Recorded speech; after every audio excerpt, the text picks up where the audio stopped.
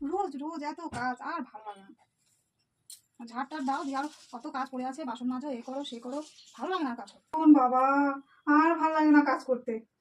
একটা কিছু ভাবতে হবে কি করা যায়, একটা দিন রেস্ট নিতে হবে।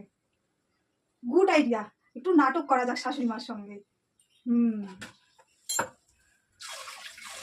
নাহলে এত কাজ একাই করলে শরীর খারাপ হয়ে যাবে।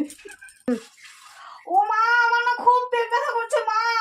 মা এই কি হলো কি হলো কি হচ্ছে? আমার খুব পেট ব্যথা করছে মা। এখানে হচ্ছে কি হলো আবার? জানি না মা, কথা চলো বলবে। চলো চলো চলো চলো চলো দিতেছেন খুবই পেট ব্যথা করছে, খুবই খুবই।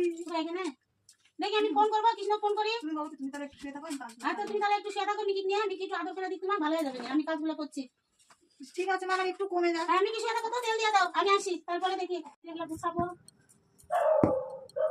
গুছাবো।